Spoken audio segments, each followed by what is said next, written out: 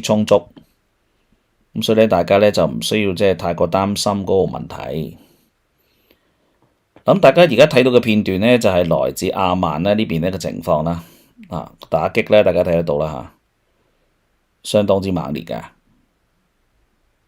咁拍攝嗰個位置咧，大家你去對翻啦。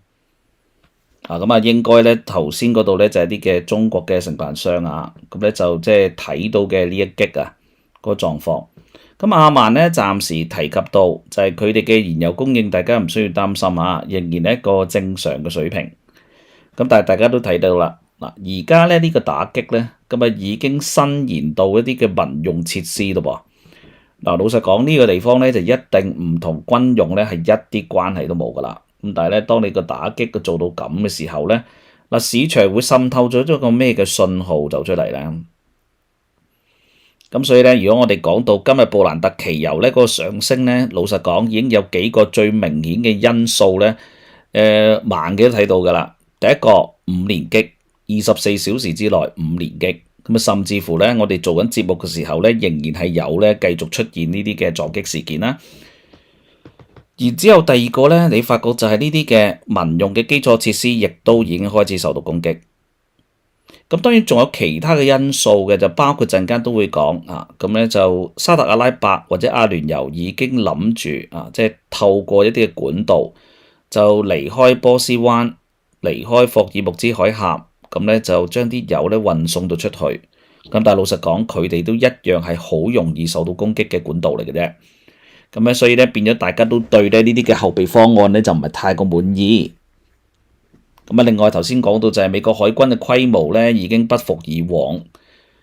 咁你講緊以往68艘艦艇，而家300艘唔到，仲要擺喺中東嘅老實講，而家都係20艘以內。咁我哋講到咧喺波斯灣附近最多8艘，8艘呢啲咪驅逐艦再加多30嘅 LCS， 就算衰啲講，你而家有50艘艦艇都未必足夠去護航到咁多嘅軍艦。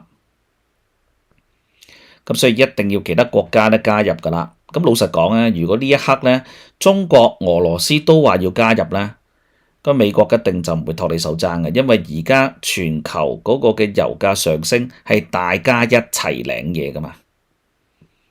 咁所以咧，你話油價上升嘅因素咧，係大家就係顯而易見㗎啦。即係有啲乜嘢嘅情況咧，咁加晒落去咧，咁你都睇得到。咁我哋咧當然都要講下咧，就係來自沙特阿拉伯而家咧佢一個救亡嘅行動啦，即係叫做即係一個救全家咧。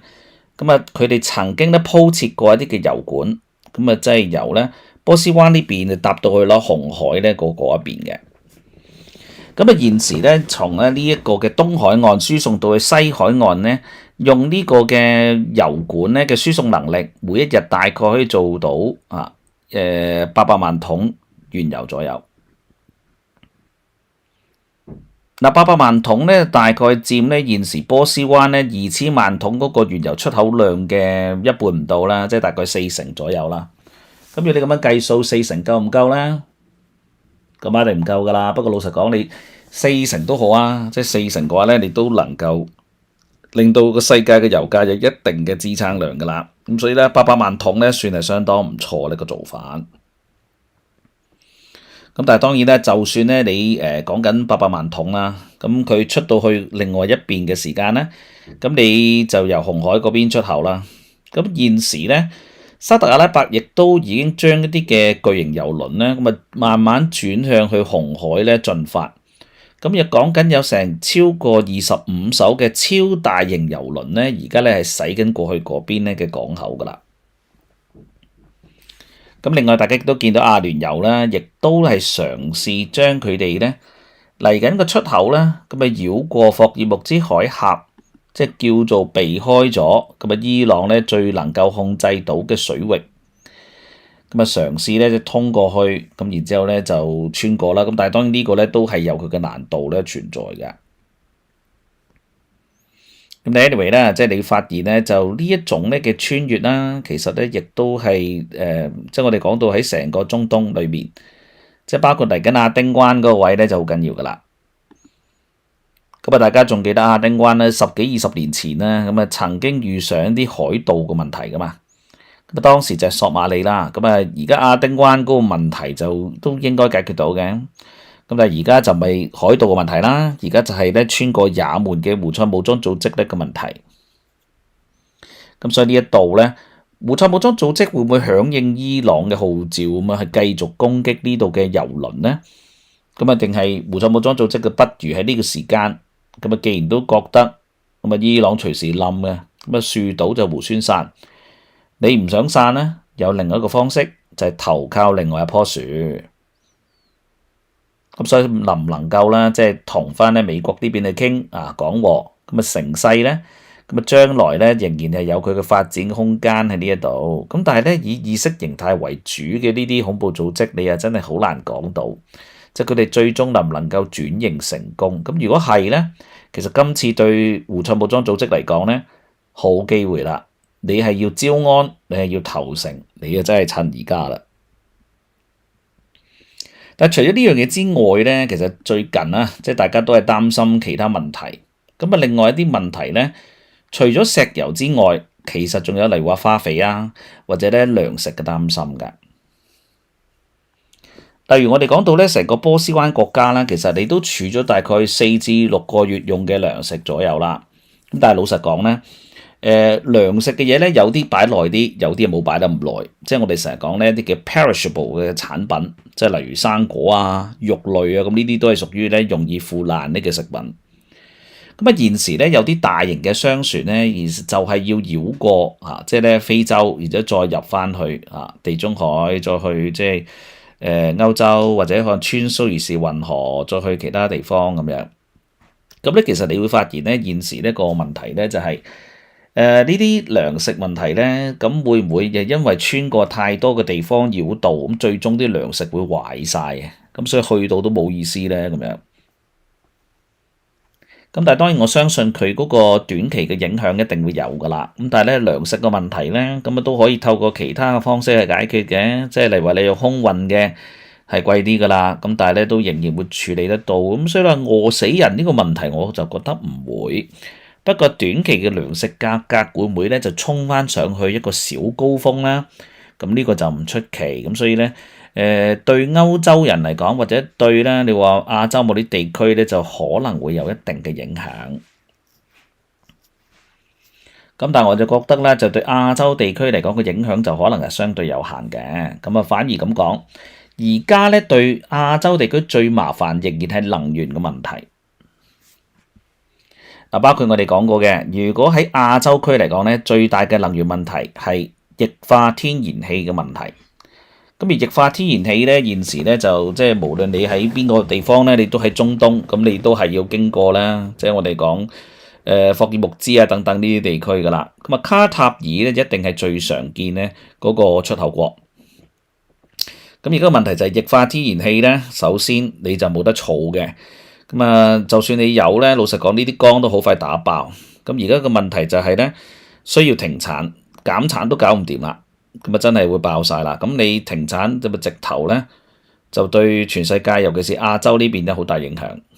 咁問題就係當你亞洲呢邊咧嘅發電量唔足夠咧，其他產業鏈咧就有問題噶咯喎。咁啊啲連鎖反應啊等等咧咁啊就會出嚟。咁所以現時咧發電咁啊應該用啲咩嘅替代物咧？咁啊，你話係究竟係成為咗一個麻煩嘅問題，定係調翻轉係另類嘅商機咧？嗱，所以現時咧，即係大家都睇到其他取代即係呢個嘅液化天然氣咧，你話要用翻啲潔淨能源去做唔到噶啦。應急嘅話咧，用油啦，喂，油又冇喎，咁點啊？大家會諗到用咩咧？用啲黑古勒特嗰啲咯，例如煤炭咯。所以你冇諗過啊，煤炭都有翻身嘅一日㗎。所以而家咧，煤炭咧亞洲啊，突然間咧都有佢嘅 market 喺度。咁所以煤炭嘅運輸量咧有機會咧嚟緊會增加嘅。咁我話俾大家聽呢，現時咧即係喺包括喺美國嗰啲地方都會見到有啲嘅煤炭嘅散裝船咧，而家係裝緊啲煤炭啦。個原因係因為石油同埋液化天然氣而家供應中斷咗，咁啊搞到咧煤炭都有需求啫，問你死未？即係連美國你都見到嘅呢件事啦，咁所以咧現時咧，即係呢個霍爾木茲海峽嘅危機咧，真係咧令到全球嘅能源咧，突然間嘅供應鏈咧就亂一亂嘅。咁啊，除咗咧煤炭嗰個運輸量都可能增加咧，而家化肥咧都係有麻煩嘅。咁啊，化肥嗰邊咧就即係面對住即係糧食嗰個供應鏈就斷裂啦嚇。咁啊，連化肥呢條鏈咧都可能係咁啊，都會麻煩噶啦。咁所以咧嚟緊我哋會睇下，即係講緊有1/3嘅化肥嘅路線咧要通過呢邊咧嘅地方啦。咁有冇啲其他嘅替代路線？咁甚至乎要唔要研發下，即係用空運陸路呢啲，即係咁冇成本效益咁，但係你都仍然要應急啊！即係睇價錢做人啦，個情況係點啦？咁但係除此之外咧，其實霍爾木茲海峽咧，仲有好多啲問題會走出嚟，即係包括咧啲船用啊、機用啊嗰啲燃料啦。咁而家燃油供應咧又大量地咧係麻煩啦咁樣，咁大家就嗰個額外嘅貨嘅收費，咁啊包括咧嚟緊咧我哋進口嘅嘢咧每樣都貴啲嘅，因為咧每個貨櫃上面都要收咧燃油附加費嘅。咁啊每個貨櫃可能就收多你$200、400、500、1000唔知。咁啊每個貨櫃咧就攤分咗成個船咧嗰個嘅燃油附加費啦。咁啊因為咧走遠咗噶啦。同埋咧走咁遠水路做呢啲咁嘅人頭搏戶斗嘅生意咧，一定加你價啦。咁所以我哋嚟緊啲貨品咧，全部進口嘅都肯定加價，呢個冇辦法啦。咁衰啲講咧，廁紙都買多2卷啦。即係你唔知啊，即係會唔會自己連廁紙都話要瘋搶啊？鹽就應該唔使盲搶嘅，我估計嚇鹽就唔係好大問題啊。紙巾啊，或者大家諗啦。